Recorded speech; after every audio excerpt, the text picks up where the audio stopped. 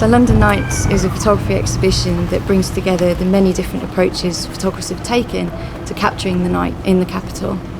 It's an eclectic range of photography, so we have portraiture through to social documentary or street photography, all reflecting those different aspects of London nightlife that we may know, we may think we know, but also those elements of surprise.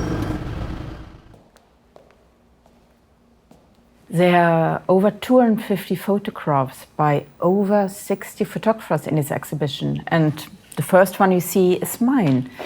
This image of a high-rise taken in London in 1995 is a long exposure of about 10 minutes taken with a large format camera. And when you use a large format camera for such a long exposure, you cannot completely control what happens. So in this case, people come home, lights go on, lights go off. So in a way, you could say this is a photograph of condensed time, almost of a nocturnal performance. It's an exhibition full of contrasts, just reflecting London nightlife itself.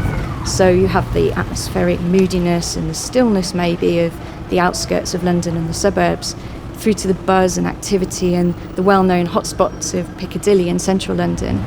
I found it fascinating to be able to bring together both famous photographers such as Bill Brandt or Bert Hardy, and seeing them alongside contemporary photographers Mitra Tabrizian or Nick Turpin. Collectively, this range of photographs all really bounce off each other and take us on this nocturnal journey.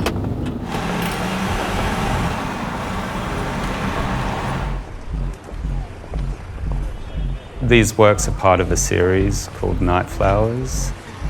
I didn't know anything about club kid or drag queen culture when I started taking these photos. When I was shooting on the street, I would use like a natural light source, or when I say natural, light that's already on the street, so found light source. So there's a couple of these that, like this one is in front of a bus stop, an illuminated bus stop, you know, where the ads sort of roll. And so I'd have to wait for the right color. The interesting thing is that one up the top right, IMMS, she lives in America now, and I used to really like photographing her, but she's transitioned to be female, so I'll never be able to get a shot of her like that again.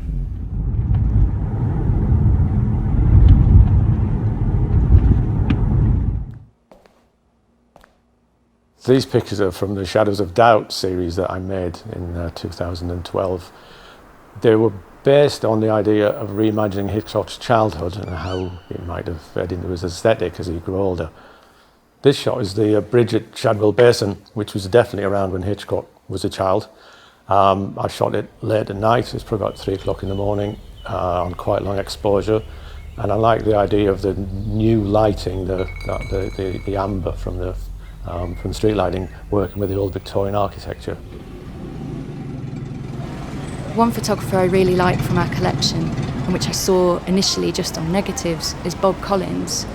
I love how he immersed himself into the streets in Piccadilly in the early 60s, just picking out individual characters.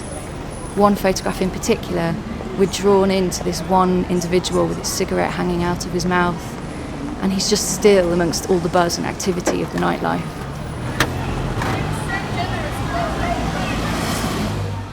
So this work is called A Girl from Elsewhere, and with this work I wanted to emphasize a feminine experience of the city. So here you have the liquid fluid, and you don't know who or what made these trickles, yet the trajectory, the water, it runs freely. It's not controlled, and this experience of the city, of a certain freedom and possibility, is what I wanted to emphasize.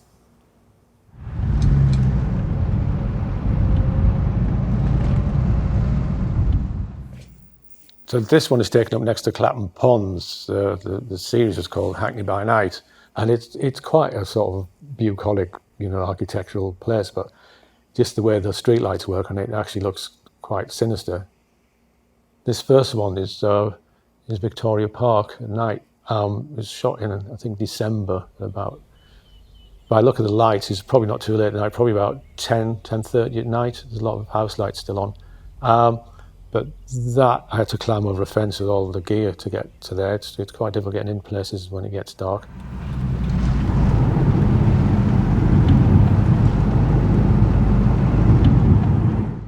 One of the things that I really like about being in a show like this is being turned on to photographers that you didn't know before, like John Gatto here. The interesting thing for me is seeing that he's doing something similar to me, or I'm doing something similar to him, more like going into a dance hall, disco, nightclub, and setting up a little mock-up studio. The product of a time and place. You know, these were taken in 1977, and they document the people that were there at that time.